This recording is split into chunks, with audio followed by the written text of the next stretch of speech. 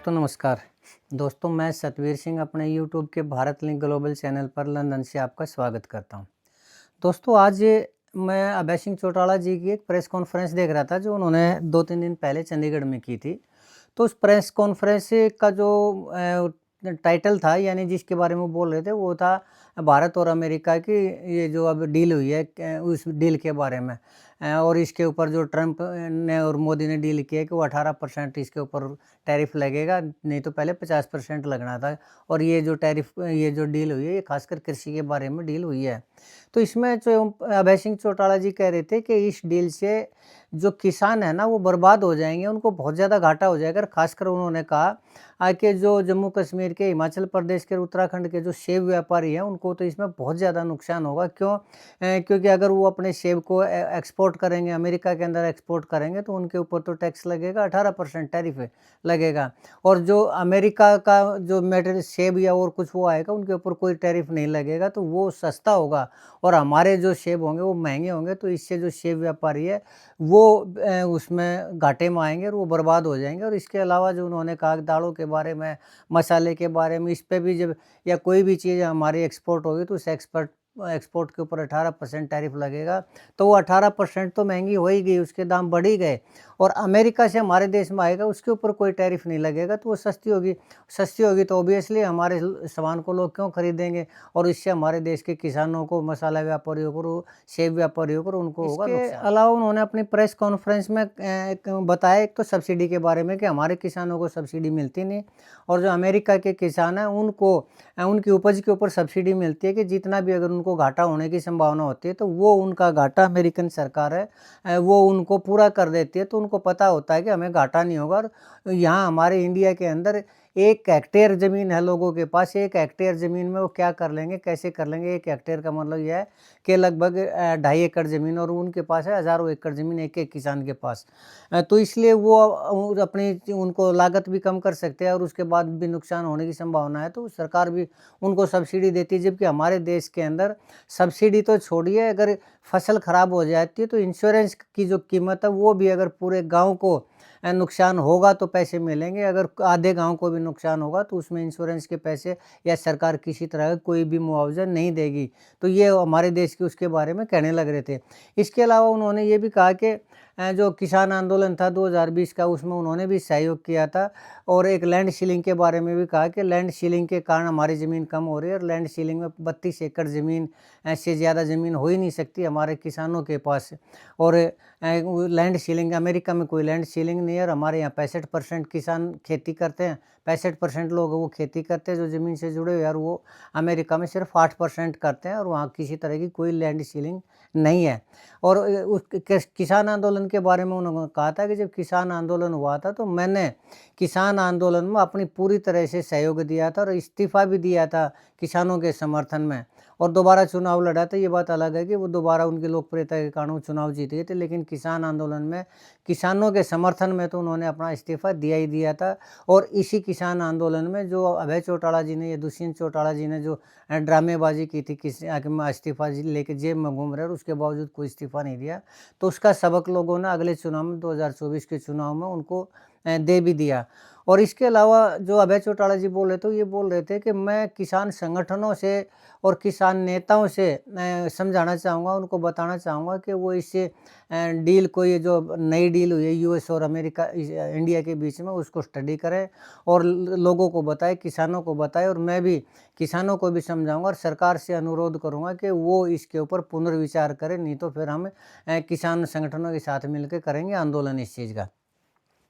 तो दोस्तों उन्होंने जो पिछले किसान आंदोलन के बारे में कहा था कि 3 कृषि कानूनों के खिलाफ जो आंदोलन हुआ था, थोड़ा-सा मैं आपको उन कृषि कानूनों की याद ताज़ा करना चाहूँगा, बताना चाहूँगा कि आखिर में वो थे क्या? क्योंकि लोगों ने समर्थन तो दिया था किसान आंदोलन में, लेकिन और ये भी कह रहे थे कि 3 काले कानून हैं, काले कृषि कानून हैं, लेकिन अमूमन लोगों को नहीं पता कि वो काले कृषि कानून आखिर थे कौन?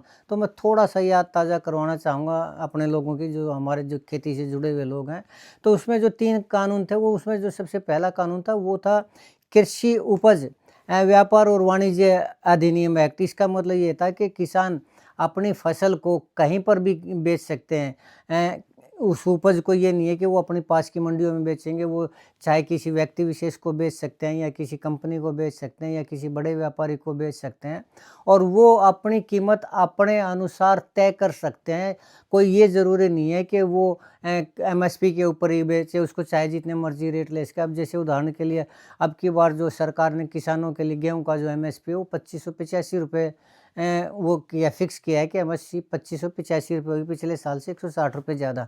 लेकिन राउंड फिगर में अगर हम इसको 2600 भी माने तो उस कृषि कानून के तहत जो पहला कृषि कानून था उसमें ये है कि अगर किसान चाहे तो अपनी 2600 की जगह ₹5200 कीमत ले सकता है। ये उसमें एक ऐसा सब्ज़ बाग दिखाया गया था कि किसान चाहे जितनी मर्ज़ी ले ले। लेकिन दोस्तों वास्तव में ऐसा नहीं था।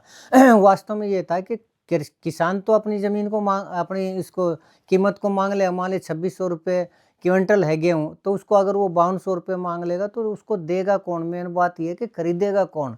और खरीदने वाले वो 2500-2600 की बजाय उसमें 2000 रुपए क्विंटल खरीदेंगे, तो वो कि एक किसान पूरे साल में जब मेहनत करके अपने गेहूँ की पैदावार वो करता है, तो उसके सैकड़ों खर्चे होते हैं, उसके परिवार का खर्चा होता है, शादी-ब्याह का खर्चा होता है, बच्चों की पढ़ाई-लिखाई का खर्चा होता है और घर के दूसरे खर्च होते हैं, तो उसको पैसे पैसे की बहुत ज़्यादा सख्त ज़रूरत होती है।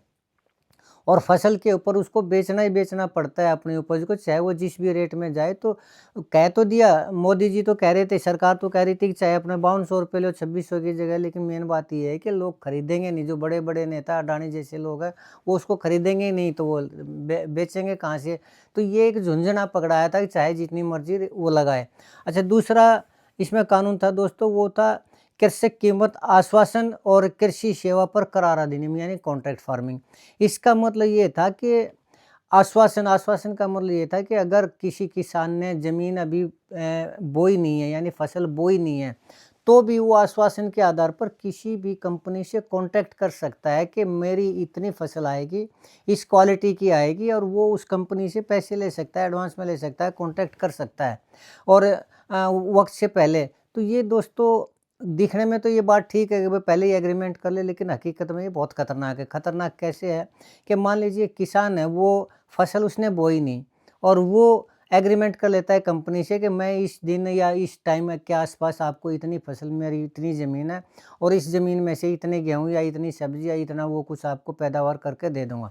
अब मान लीजिए उस टाइम पे किसी भी कारणवश फसल ख़राब हो जाती है, ओले पड़ जाते हैं, सूखा पड़ जाता है या और कुछ पड़ जाता है और वो फसल उस क्वालिटी की और उतनी मात्रा में पैदा नहीं होती, तो उसने तो कॉन्टैक्ट कर लिया कंपनी से, कॉन्टैक्ट कर लिया तो उसको तो वो देनी पड़ेगी, फिर वो कहाँ से देगा? और अगर नहीं देगा तो फिर वो कंपनी उससे वो एक्स्ट्रा पूर्ति लेगी, अगर एक्स्ट्रा पूर्ति वो पैसों से नहीं कर पाएगा तो उसकी ज़मीन छीन लेगी। अब ये तो सीधे पादरी अक्षरों में अगर उसमें समझाएँ तो इसका मतलब ये है कि अभी बच्चा पेट में हुआ नहीं है और उसमें रिश्ता तय पहले कर दिया जाएगा कि इस मेरी घरवाली को लड़का होगा और तुम्हारी घरवाली को लड़की होगी, चलो हम दोनों का रिश्ता वो कर लेते हैं, जबकि बच्चा अभी पेट में आया भी नहीं। इस तरह से इसको समझा जा सकता है कि अभी फसल बोई नहीं और उससे पहले एग्रीमेंट हो जाएगा किसान के साथ और कंपनी के साथ, तो वो कैसे पूरा होगा? मोदी जी ने या मोदी सरकार ने ये बना तो दिया, लुभावनी चीज़ तो बताई, गोदी मीडिया ने या सरकार ने इसको समझाने की कोशिश की, लेकिन हकीकत में ये संभव ही नहीं है कि जब तक फसल पक ना जाए तब तक ये कहना कि कितनी फसल होगी और कैसी उसकी क्वालिटी होगी, क्या उसका रेट होगा। तो पहले से एग्रीमेंट करने का मतलब ये है कि उस किसान की ज़मीन गई और अडानी जैसे लोग उस ज़मीन को हड़पेंगे ही हड़पेंगे। ये था दूसरा वो कृषि कानून। अच्छा, तीसरा जो और सबसे खतरनाक ये था, वो था अ, आवश्यक वस्तु संशोधन अधिनियम, यानी इसका मतलब ये स्टोरेज का। पहले ये था दोस्तों कि एक निश्चित मात्रा में कोई भी व्यापारी वो निश्चित मात्रा में स्टोर कर सकता था और अगर कोई आपदा आ जाती है या और कोई इमरजेंसी आ जाती है तो उससे ज़्यादा वो स्टोरेज नहीं कर सकता था और उसको उसके पास जो भी फसल गेहूँ स्टोर में था वो उस पब्लिक को देना पड़ता है। लेकिन इस तीसरे कानून के तहत वो चाहे जितना मर्जी स्टोर करे, यानी उसकी सीलिंग उसके ऊपर से हटा दी गई थी और वो सीलिंग हटाने का मतलब ये है कि अडानी जैसे लोग चाहे जितनी फसल जिस भी कीमत पे लें, क्योंकि पहला जो कानून था कि वो किसी को भी बेच सकते हैं, तो वो ले लेंगे, उसको लेकर स्टोर कर लेंगे और जब उनके रेट जब ज़रूरत होगी तब लोगों को देंगे नहीं और जब उसके दुगने तिगने रेट होंगे और जब लोग हाय मरने लग जाएंगे, मारने काटने लग जाएंगे, तो अपनी मर्जी के मुताबिक उन चीज़ों को बेचने लगेंगे, उस फसल को, गेहूँ को, या दूसरी आटा या दूसरी चीज़ें उनको, दाल है उनको बेचेंगे, तो मन मर्जी के उससे बेचेंगे। यानी व्यापारियों के लिए, स्टोरियों के लिए ये कैसा रास्ता निकाल दिया था ब्लैक मार्केटिंग का, जो पहले ज़माने में हुआ करता, साहूकारी प्रथा हुआ करती, या वो रिश्वतखोरी महाजन प्रथा हुआ करती, यानी चाहे उस फसल को अपनी को स्टोर कर लो और उसको रेट बढ़ा दो उसको, और जब रेट बढ़ जाए, पब्लिक हाई हाई करने लग जाए, तब उसको मनमर्जी दुगने तिगने चुगने रेट में उस चीज़ को बेच दो। यानी पूरी तरह से ये किसानों को ख़त्म करने का एक षड्यंत्र था। ये तो भला हो विपक्ष का, जिन्होंने लोगों को और किसानों को ये समझा दिया कि इस कृषि कानून का ये मतलब है, इस कृषि कानून का ये मतलब है। नहीं तो सरकार ने तो अपनी तरफ से अडानी जैसे लोगों का ये बंदोबस्त कर दिया था कि न किसानों की फसल बचेगी, न ज़मीन बचेगी, न उनके पास पैसे आएंगे, और मुँह मांगे रेट पर स्टोर करके न उनको दिया जाएगा। तो वो कहाँ से खरीदेंगे, कैसे खरीदेंगे, ये सोचने वाली बात थी दोस्तों।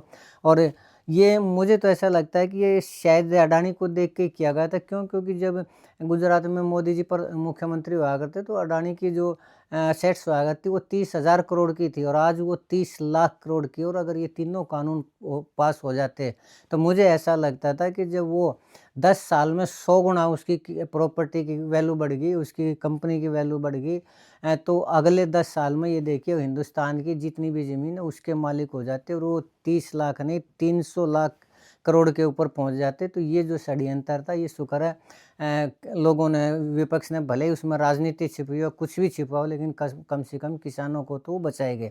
अब बात आती है अब ये ट्रंप वाले डील की, यूएस और अमेरिका की जो ट्रंप डील है उसकी। उसमें जो अभय सिंह चौटाला जी ये कह रहे थे कि मैं किसान संगठनों को कहूँगा कि वो स्टडी करें, या फिर किसानों से बात करूँगा, या सरकार से पुनर्विचार करने के लिए कहूँगा, नहीं तो आंदोलन आंदोलन करेंगे। इसमें मुझे लगता है कि अभय चौटाला जी ने ये बहुत सॉफ्ट शब्दों में कहा, जैसा उनका नेचर है वैसा उन्होंने ये नहीं कहा। उनको कहना ये चाहिए था कि तुरंत इन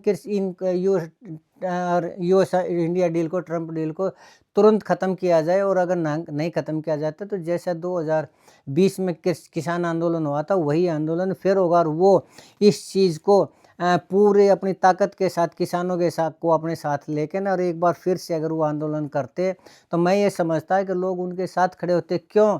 क्योंकि ये बात बिल्कुल ठीक है कि अमेरिका को जब हम जो भी सामान भेजेंगे, चाहे वो कृषि का सामान भेजेंगे, सेब भेजेंगे, मसाले भेजेंगे, दाल भेजेंगे, या कोई भी आइटम अगर हम भेजते हैं, तो उसके ऊपर 18% टैरिफ लगेगा, और अमेरिका से जो सामान आएगा उसके ऊपर कोई भी टैरिफ नहीं लगेगा। तो ये सीधी सी बात है कि हमारे किसानों को इसमें घाटा होगा ही होगा, हर हालत में घाटा होगा। जो भी उपज जाएगी वो महंगी होगी, और हमारे किसान इसमें होंगे बर्बाद। तो अभय चौटाला जी अगर इस मामले में किसानों को एक बार फिर से खड़ा कर लेते, और एक तरह का 2020 वाला आंदोलन अगर वो खड़ा कर देते हैं, उतनी ताकत से खड़ा कर देते हैं, तो मुझे नहीं लगता कि मोदी सरकार नहीं सुनेगी, और इस अमेरिका और इंडिया जो डील हुई है उसको ख़त्म कर देगी।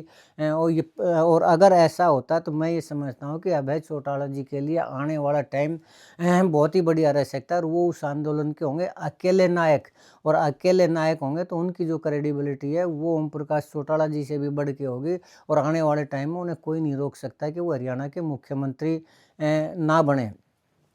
यकीनन हरियाणा के मुख्यमंत्री बन सकते हैं अगर वो इस डील को कैंसिल करवा देते हैं, और एक और आंदोलन हरियाणा के अंदर अगर वो कर देते हैं तो। और ये सिर्फ हरियाणा ही नहीं, पूरे देश का है। तो मैं समझता हूँ हरियाणा, पंजाब, राजस्थान, यूपी और जितने भी किसान बेल्ट है, उस किसान बेल्ट में उनको समर्थन मिलेगा, और यकीनन उनका जो कद है वो बढ़ेगा ही बढ़ेगा, और हरियाणा का नेतृत्व वो जरूर करेंगे।